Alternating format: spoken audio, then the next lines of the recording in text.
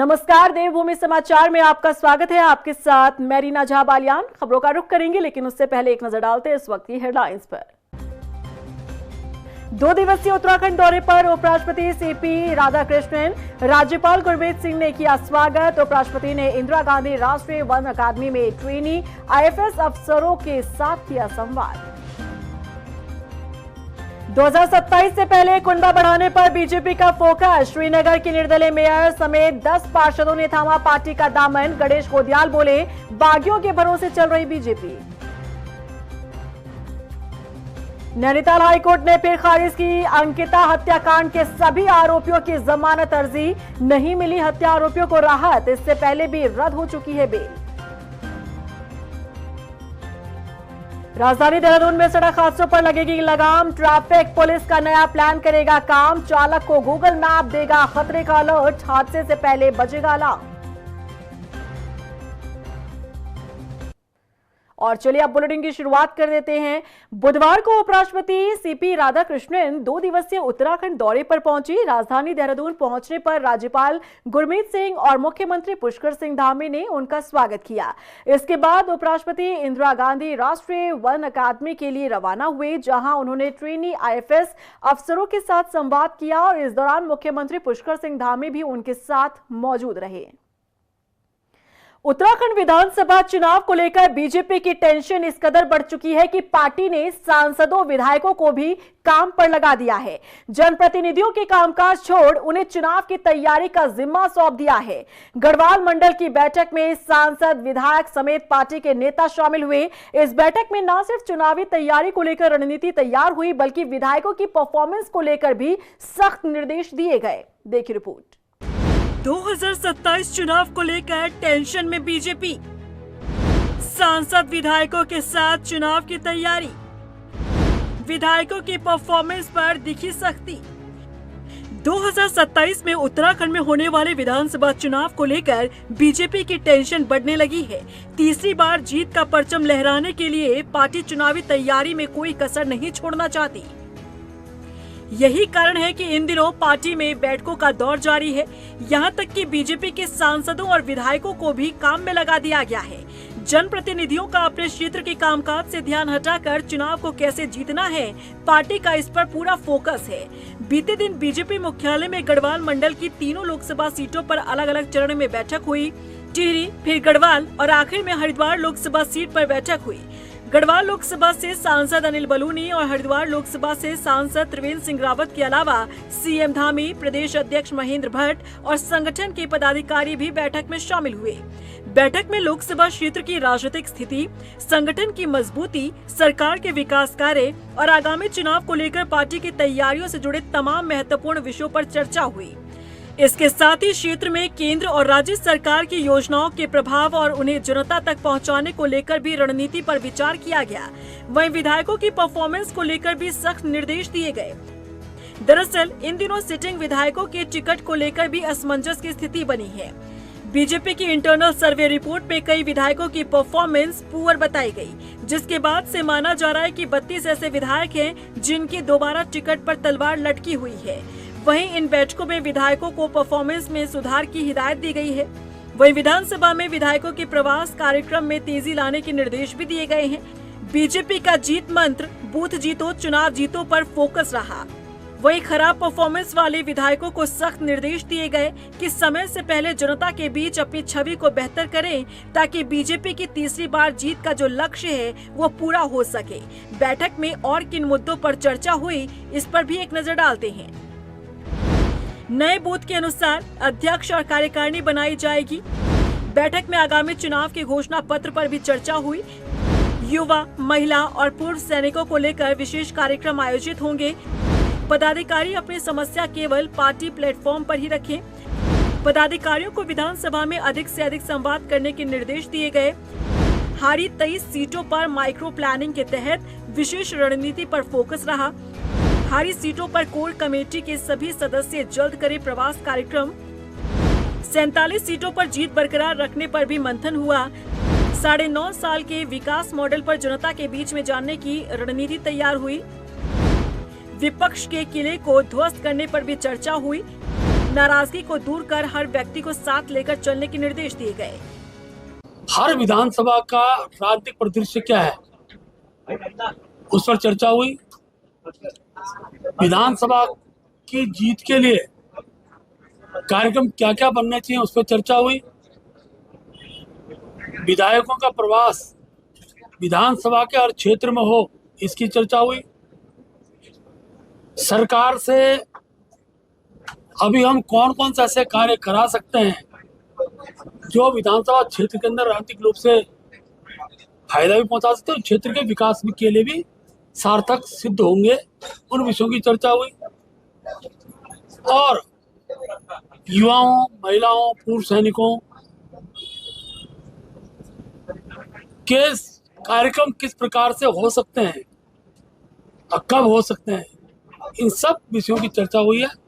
कल कौन से कार्यक्रम कब होंगे, इसके अलग से प्रेस करके हम सारे कार्यक्रम आपको बताएंगे।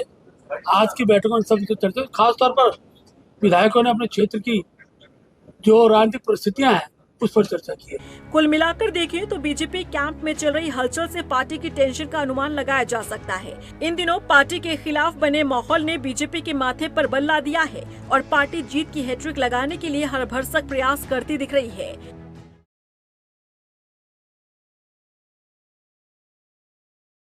दुष्यंत गौतम के मामले में बीजेपी बैकफुट पर आ गई है। अंकिता भंडारी केस से नाम जुड़ने के बाद से ही दुष्यंत गौतम के साथ बीजेपी की मुश्किलें बढ़ने लगी थी।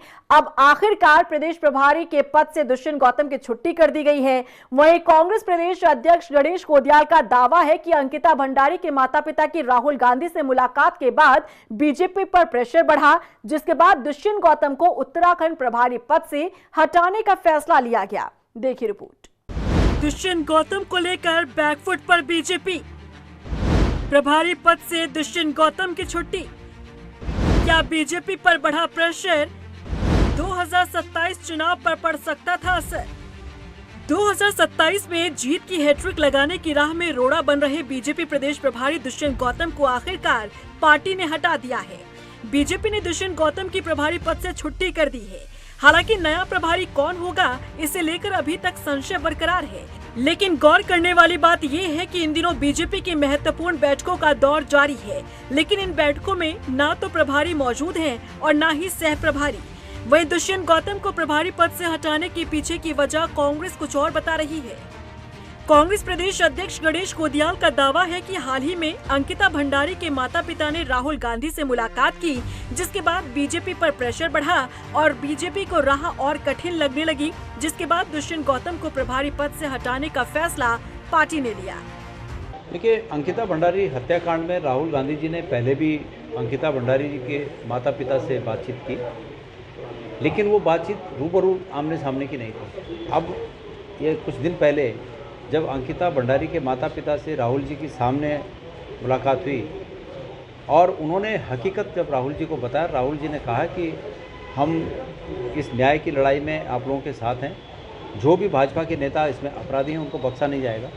तो भाजपा पहले से ही इस मामले में बैकफुट पर थी, गौतम जी के मामले में बैकफुट पर थी और राहुल जी का इस संज्ञान लेने से पूरी तरह भाजपा बैकफुट पर आई। कांग्रेस के इस दावे के बाद सवाल उठ रहे हैं कि क्या दुष्यंत गौतम की विदाई के पीछे अंकिता भंडारी मामला भी कोई वजह रहा या फिर बीजेपी का ये फैसला संगठनात्मक बदलाव का हिस्सा है। फिलहाल बीजेपी दुष्यंत गौतम को हटाए जाने को लेकर संगठन से जुड़ी प्रक्रिया बता रही है। नहीं, बेबुनियाद बात कर रहे हैं। हमारी तो कमेटी बनी है, इसका जवाब देंगे कि देवेंद्र यादव को क्यों हटाया था उन्होंने। आप बताइए, वो हरियाणा वाले प्रभारी बीरेन्द्र चौधरी जी थे, उनको क्यों हटाया था इन्होंने? उन्होंने भी इसीलिए कोई दाग था इसलिए हटाया था। संगठन में रूटीन फेरबदल होते रहते हैं, कोई नई बात नहीं है। मैंने इसलिए कहा ना, कांग्रेस को लोग आसमान में थूकने का काम करते हैं। कुछ चीज़ों का तथ्यपरक बात आप कहिए, उस बात को जनता गंभीरता से सुनेगी।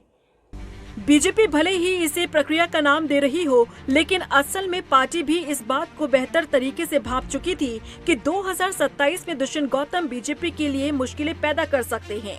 अंकिता भंडारी मामले में वीआईपी का नाम दुष्यंत गौतम से जुड़ने के बाद से ही पहाड़ से लेकर मैदान तक लोगों में उबाल देखने को मिला। खूब प्रदर्शन भी हुआ और माहौल ऐसा बना जिसके बाद सरकार को सीबीआई जांच का फैसला लेना पड़ा। इसके बाद बीजेपी ने भी दुष्यंत गौतम को उत्तराखंड से दूर रखा। कई बड़ी बैठकें हुई, कार्यक्रम भी हुए, लेकिन दुष्यंत गौतम ने दूरी बनाकर रखी और अब परिणाम सबके सामने है। पार्टी पर इतना प्रेशर बढ़ा कि बीजेपी को बैकफुट पर आते हुए दुष्यंत गौतम को प्रभारी पद से हटाने के लिए मजबूर होना पड़ा। अब देखना होगा कि प्रभारी का ये पद किसे दिया जाता है और दुष्यंत गौतम की छुट्टी के बाद क्या प्रदेश की जनता का बीजेपी के प्रति आक्रोश कम होता है या फिर नहीं। टाइम टीवी के लिए देहरादून से सुशांत सिंह के साथ ब्यूरो रिपोर्ट।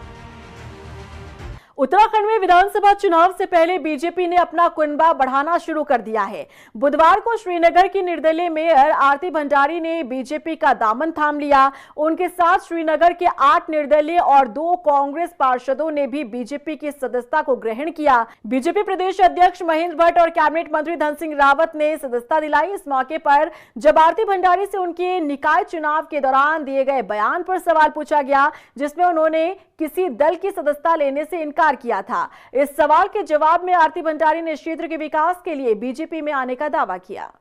आज श्रीनगर नगर निगम की महापौर आरती भंडारी जी हमारे पुराने कार्यकर्ता रहे और बीच में उनका निष्कासन हुआ था लखपत भंडारी जी।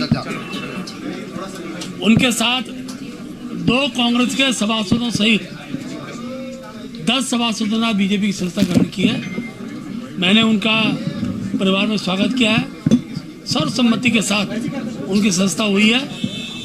कार्यक्रम में डॉक्टर धन सिंह रावत जी उपस्थित रहे और महापौर जी और उनके पति लखपत जी ने जो कहा उसने हम सबका दिल जीता है। वे वैचारिक रूप से भारतीय जनता पार्टी कार्यकर्ता थे। पिछले चुनाव में कुछ कारणवश हम उनको टिकट नहीं दे पाए, लेकिन उनके जनता में प्रभाव था और वो चुनाव जीत गए। आज वो पुनः परिवार शामिल में हमने उनका स्वागत किया। पूरे उत्तराखंड में 10 नगर निगम भाजपा के थे और एक जो निर्दलीय मैंने जीता था वो कहीं ना कहीं भाजपा का ही था, क्योंकि मैं पहले से ही भाजपा की सदस्य रही हूँ और ये मेरे आज मेरे परिवार में मेरी पुनः वापसी है और मैं आज अपने 10 पार्षदों के साथ इस परिवार में शामिल हुई हैं। तो बहुत ही खुशी की बात है और ये विचारधारा की बात है, क्योंकि मेरी विचारधारा हमेशा से भाजपा में रही। बीजेपी के सदस्यता ग्रहण कार्यक्रम पर कांग्रेस प्रदेश अध्यक्ष गणेश गोदियाल की प्रतिक्रिया सामने आई है। उनका कहना है कि बीजेपी ने जिन नेताओं को पहले बाहर का रास्ता दिखाया था, आज उन्हें पार्टी में दोबारा शामिल किया गया। उनका कहना है कि बीजेपी ये अपनी हताशा और आगामी विधानसभा चुनाव की हार के डर को छुपाने के लिए कर रही है। गणेश गोदियाल ने बताया कि श्रीनगर से कांग्रेस के सिर्फ एक पार्षद ने बीजेपी का दामन थामा है। उनका कहना है कि राजनीतिक महत्वाकांक्षा के लिए कांग्रेस पार्षद ने क्षेत्र की जनता के साथ धोखा किया है। श्रीनगर में कांग्रेस का एक पार्षद शायद और निर्दलीय 2-3 पार्षद जो पहले से ही बीजेपी के थे वो आज बीजेपी में शामिल हो रहे हैं, तो उससे कोई बड़ी बात नहीं है। पर एक बात जरूर है कि कांग्रेस का एक पार्षद है जो अनुसूचित वर्ग से आते हैं और लोगों ने बड़ी उम्मीदों के साथ उनको वोट देकर कांग्रेस के निशान पर जिताया। और ऐसे वक्त में जबकि खड़गे जी के हल्द्वानी आने पर भाजपा के लोग, भाजपा की सोच उस स्थान का शुद्धिकरण करती है और ये जानते हुए भी कि अनुसूचित वर्ग के लिए भाजपा के मन में कितना द्वेष है, कितना विरोध है, उसके बावजूद किसी पार्षद का, उसी जाति बिरादरी से आने वाले किसी पार्षद को बीजेपी में अच्छाई नज़र आने लगी, तो ये समझ लीजिए कि वो अच्छाई जनता के लिए नहीं बल्कि उसके अपने हित के लिए हो। पूर्व सीएम तीरथ सिंह रावत को बीजेपी का राष्ट्रीय उपाध्यक्ष नियुक्त किए जाने पर राजधानी देहरादून में बीजेपी महानगर में स्वागत अभिनंदन समारोह आयोजित किया गया। इस दौरान तीरथ सिंह रावत का जोरदार स्वागत किया गया। कार्यक्रम में बीजेपी प्रदेश अध्यक्ष महेंद्र भट्ट, बीजेपी प्रदेश महामंत्री दीप्ति रावत, कैबिनेट मंत्री खजान दास और गणेश जोशी समेत तमाम नेता मौजूद रहे। इस मौके पर तीरथ सिंह रावत ने केंद्र नेतृत्व का आभार जताया और पूरी निष्ठा के साथ ईमानदारी से अपना दायित्व निभाने की बात कही। गदरपुर में एसआईआर की प्रक्रिया को लेकर कांग्रेस नेताओं द्वारा उठाए जा रहे सवालों पर बीजेपी नेताओं ने पलटवार किया है। दिनेशपुर में बीजेपी मंडल अध्यक्ष ने कांग्रेस पर भ्रम फैलाने का आरोप लगाया। उनका कहना है कि किसी भी पात्र मतदाता का नाम वोटर लिस्ट से नहीं हटाया गया है। देखो, चुनाव आता है ना तो कांग्रेसियों में एक जिन्न आ जाता है, बंगाली घुसपैठिया है, इस तरीके का भ्रम फैलाने का काम करते हैं। ऐसा कोई मामला नहीं, किसी हिंदू का वोट नहीं काटा जाएगा, किसी बंगाली हिंदू का वोट नहीं काटा जाएगा। ये निश्चिंत रहिए, ये चुनाव के सामने ये लोग भ्रम फैलाने का काम करते हैं, ये भ्रम नहीं चलेगा। अंकिता हत्याकांड के सभी आरोपियों की जमानत याचिका हाईकोर्ट ने खारिज कर दी है। बुधवार को अंकिता हत्याकांड के तीनों आरोपियों की जमानत याचिकाओं पर सुनवाई हुई, जहां प्रदेश सरकार की मजबूत पैरवी के चलते आरोपियों को हाई कोर्ट से कोई राहत नहीं मिली। बता दें कि साल 2022 में अंकिता हत्याकांड सामने आया था, जिसके बाद से धामी सरकार अंकिता को न्याय दिलाने के लिए हर संभव कोशिश कर रही है। मामले में परिजनों की मांग के अनुरूप 3 बार सरकारी अधिवक्ता बदले गए, तो वहीं अंकिता के माता पिता की मांग पर सीएम धामी सीबीआई जांच के आदेश भी दे चुके हैं। हल्द्वानी में कांग्रेस राष्ट्रीय अध्यक्ष मल्लिकार्जुन खड़गे के कार्यक्रम के बाद कथित तौर पर किए गए शुद्धिकरण को लेकर विवाद बढ़ता जा रहा है। बुधवार को गदरपुर में दलित समाज ने घटना पर नाराजगी जाहिर करते हुए हल्ला बोल किया। नाराज लोगों ने कोतवाली का घेराव कर कार्रवाई की मांग की। उनका कहना है कि संविधान उन्हें भी समानता का अधिकार देता है। रामलीला मैदान के शुद्धिकरण से दलित समाज आहत हुआ है। इसके खिलाफ कार्रवाई की जाए, न्याय दिलाया जाए मल्लिकार्जुन खड़गे जी को कि उनके साथ ऐसा भेदभाव क्यों हुआ, क्यों मंच धोया गया, क्यों वहाँ शुद्धिकरण हुआ, ऐसे उनके अंदर क्या कमी थी, क्या उनके आँख नहीं है, नाक नहीं है, क्या उनके अंदर नहीं है जो सब पुरुषों के अंदर है भाई, जैसे सब आम पब्लिक है ऐसे वो है। चंपावत जिले के नेशनल हाईवे 9 पर जल परियोजना के तहत पाइपलाइन बिछाने का काम युद्ध स्तर पर चल रहा है। अब तक करीब 60 से 70% काम पूरा किया जा चुका है। हालांकि पाइपलाइन बिछाने के दौरान सड़क व्यवस्था को लेकर स्थानीयों को परेशानियों का सामना करना पड़ रहा है। उधर बरसात के मौसम में निर्माण कार्य बड़ी चुनौती बना हुआ है। ऐसे में यूयूएसडीए के परियोजना प्रबंधक अंकित आर्य ने जनता से सहयोग की अपील की। साथ ही निर्माण कार्य के दौरान हो रही असुविधा के लिए भी खेद जताया। अब जहाँ विकास कार्य होगा तो कुछ लोगों को परेशानी का सामना तो करना ही पड़ेगा। एकदम तो विकास कार्य हो नहीं सकता है। विकास कार्य के लिए कुछ समय धैर्य रखना पड़ेगा और कंपनी को भी काम समय से करना पड़ेगा। इस कार्यालय द्वारा यह सुनिश्चित किया जा रहा है कि पेयजल पाइपलाइन कार्य जो है वो रात्रिकालीन में किया जाए और सुबह तक मार्ग को यातायात के सुचारू होने के दृष्टिगत तैयार किया जाए। हम लोग प्रयासरत हैं कि सुबह हाउसकीपिंग इंश्योर की जाए, लेकिन जो है अत्यधिक ट्रैफिक का प्रभाव और वर्षा काल के दृष्टिगत कार्य को हम सकुशल सपोर्ट करने की कोशिश कर रहे हैं। चमोली के पीपलकोटी क्षेत्र में टीएसडीसी की निर्माणाधीन टनल में हुए हादसे को लेकर जिलाधिकारी गौरव कुमार ने मजिस्ट्रियल जांच के आदेश जारी कर दिए हैं। जिलाधिकारी ने चमोली उप जिलाधिकारी को जांच अधिकारी नियुक्त किया है। डीएम ने निर्देश दिए कि जांच के दौरान सुरक्षा व्यवस्था, टनल में कार्य के दौरान अपनाए जा रहे सुरक्षा मानकों और हादसे की वजह का परीक्षण किया जाए। साथ ही भविष्य में इस तरह की दुर्घटनाओं को रोकने के संबंध में भी जरूरी सुझाव जांच रिपोर्ट में शामिल किए जाए।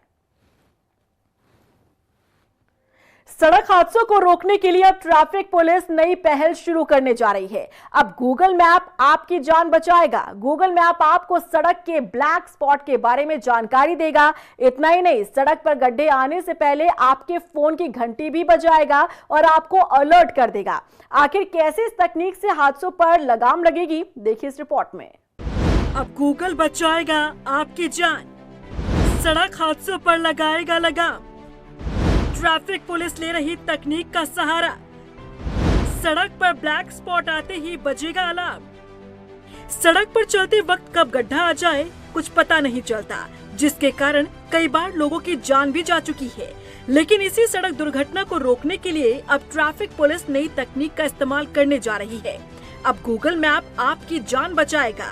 गूगल मैप आपको सड़क के ब्लैक स्पॉट के बारे में जानकारी देगा।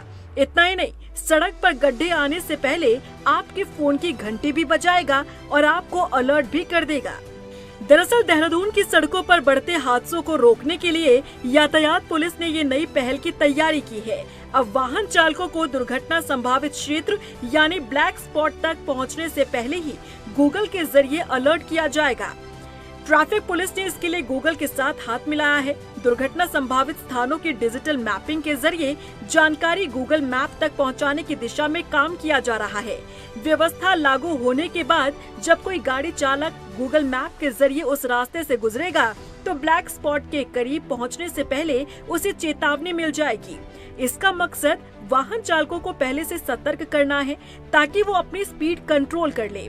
खास तौर पर तेज रफ्तार, अचानक ब्रेक लगाने और गलत लेन में गाड़ी चलाने जैसी वजहों से होने वाले हादसों को कम करने में ये व्यवस्था मददगार साबित हो सकती है। देहरादून की मोहब्बेवाला क्षेत्र में लगातार हो रहे हादसों को देखते हुए यातायात पुलिस इसे नए ब्लैक स्पॉट के तौर पर शामिल करने जा रही है। एक्सप्रेसवे बनने के बाद मोहब्बेवाला में हादसों का खतरा बढ़ा है। मोहब्बेवाला में पिछले 3 सालों में 11 हादसे हो चुके हैं। देहरादून के प्रमुख 11 ब्लैक स्पॉट चिन्हित किए जा चुके हैं, जिनमें रायवाला मुख्य बाजार, मोतीचूर फ्लाईओवर, छिद्दरवाला फ्लाईओवर, 7 मोड़ देहरादून रोड, ऋषिकेश आरटीओ कार्यालय के पास, नेहरू कॉलोनी होटल सॉलिटेयर के पास, डोईवाला कुआंवाला, फतेहपुर चौक, लाल तप्पड़ और टोल प्लाजा, सेलाकोई क्षेत्र। देखिए, जो पिछले 3 वर्ष के जो एक्सीडेंट संबंधित आंकड़े होते हैं उसके बेसिस पे जो है जनपद में अलग अलग जगह जहाँ पे एक्सीडेंट ज़्यादा हो रहे हैं या ज़्यादा समस्याएं एक्सीडेंट की आ रही है, तो वहाँ पे जो है ब्लैक स्पॉट जो है पुलिस के द्वारा चिन्हित किए जाते हैं। इन ब्लैक स्पॉट्स की जो भी लैटिट्यूड और लॉन्गिट्यूड के जो कोऑर्डिनेट्स हैं वो जो है हमारे द्वारा गूगल टीम को संपर्क करते हुए उनको उपलब्ध करवाए गए हैं। उनके द्वारा जो है वो अपने मैप के साथ इंटीग्रेशन करते हुए उस पर मार्क कर दिए जाएंगे ताकि जो भी आदमी जो उनकी ऐप या जो मैप्स यूज़ कर रहा होगा उसको एक अलर्ट मिल सके, तो ताकि वो उस एरिया से अगर गुजर रहा हो तो वो सचेत हो जाए और जो है यातायात के नियमों का पालन करते हुए ड्राइव करे। ट्रैफिक पुलिस की कोशिश है कि हादसों की वजह बनने वाले स्थानों पर पहुंचने से पहले ही गाड़ी चालकों को डिजिटल माध्यम से चेतावनी दी जाए, लेकिन ये कितना सफल रहता है वो आगे आने वाले वक्त में पता चल जाएगा। देहरादून के प्रेमनगर थाना क्षेत्र में पुलिस कर्मियों पर छात्र के साथ मारपीट करने का आरोप लगा है। छात्र का कहना है कि हेलमेट ना पहनने पर पुलिस कर्मियों ने उसे रोका और उसका चालान काटने की जगह रिश्वत की मांग की, लेकिन जब छात्र ने रिश्वत देने से इनकार कर दिया तो पुलिस कर्मियों ने उसे थाने ले जाकर उसके साथ मारपीट की। वहीं मामले को लेकर पुलिस प्रशासन का पक्ष भी सामने आया है। पुलिस प्रशासन ने मारपीट के मामले को निराधार बताया। पुलिस के अनुसार कुछ छात्र आपस में सड़क पर झगड़ा कर रहे थे, जिसके बाद पुलिस ने दोनों पक्षों के 3 छात्रों का चालान करते हुए उन्हें गिरफ्तार किया था। मामला ये हुआ कि मैं हेलमेट नहीं लगाए हुए था, उन्होंने घूस का डिमांड करा, मैंने वीडियो निकाल के उनका वीडियो बनाने की कोशिश करी, इनसे इनका ईगो हर्ट हो गया और वो अंदर ले जाके मुझे गंदे तरीके से 8 लोग मिलके मारे हैं। स्पेसिफिकली एसआई उनके ही आदेश पे सारे लोग वर्क कर रहे थे और मुझे उनको सीरियस लेवल पे उनके खिलाफ एक्शन चाहिए। इधर ही शुड बी टर्मिनेटेड और सस्पेंडेड एट द मोमेंट। कौन से थाने की पुलिस है, कहाँ की चौकी? ये है बिदौली थाना, बोलते हैं इनको, बिदौली चौकी ही है बेसिकली, इनका थाना पड़ता है प्रेमनगर में। रुद्रपुर स्थित पुलिस लाइन में आयोजित 24वीं उत्तराखंड प्रादेशिक पुलिस खेल प्रतियोगिता का समापन हुआ। बता दें कि 3 दिन चली प्रतियोगिता में 15 टीमों के 161 खिलाड़ियों ने हिस्सा लिया और बॉक्सिंग, कुश्ती, बॉडी बिल्डिंग के साथ ही आर्म रेसलिंग में अपना दमखम दिखाया। इस मौके पर कुमाऊं आईजी निवेदिता कुकरेती ने विजेता खिलाड़ियों को सम्मानित किया। ये जो 24वीं अंतर जनपदीय प्रतियोगिता हुई है, ऐसे लगातार पुलिस में सभी स्पोर्ट्स के लिए अलग अलग जनपदों में ये प्रतियोगिताएं ऑर्गेनाइज की जाती है, जिसमें जनपद उधम सिंह नगर में बॉक्सिंग, कुश्ती, वेट लिफ्टिंग की प्रतियोगिता को ऑर्गेनाइज करवाया था। स्पोर्ट्स का ध्येय एक है कि फिजिकल फिटनेस बढ़ाना, साथ ही साथ जो हमारे इंटरनेशनल स्पोर्ट्स इवेंट्स होते हैं उसके लिए प्रतिभाओं को छापना, उन्हें ट्रेन करना ताकि वो आगे जाकर देश का पुलिस जो कंसर्न स्टेट पुलिस है उसका नाम रोशन कर सके। सितारगंज कोतवाली में पुलिस प्रशासन ने आगामी त्योहार मिलाद उल नबी और रक्षाबंधन को लेकर पीस कमेटी की बैठक आयोजित की। बैठक में सरदर्द समाज के लोग मौजूद रहे और इस मौके पर पुलिस क्षेत्र अधिकारी ने त्योहारों को आपसी सौहार्द और शांतिपूर्ण तरीके से मनाने की अपील की। वहीं हुड़दंगियों को सख्त कार्रवाई की चेतावनी दी गई। विगत वर्षों की बात थी, किस तरह से इसको जो है हर्षोल्लास के साथ मनाया जाए। सभी से इस संबंध को वार्ता की गई, कुछ समस्याएं थी उसको भी जो है सॉल्यूशन ढूंढा जा रहा है और उम्मीद करते हैं कि इसको जो है हम सही सलामत और हर्षोल्लास के साथ इसको संपन्न करें। और इसी के साथ फिलहाल इस बुलेटिन में बस इतना ही, लेकिन चलते चलते एक नजर डालते इस वक्त की हेडलाइंस पर। 2 दिवसीय उत्तराखंड दौरे पर उपराष्ट्रपति सीपी राधाकृष्णन, राज्यपाल गुरमीत सिंह ने किया स्वागत। उपराष्ट्रपति ने इंदिरा गांधी राष्ट्रीय वन अकादमी में ट्रेनी IFS अफसरों के साथ किया संवाद।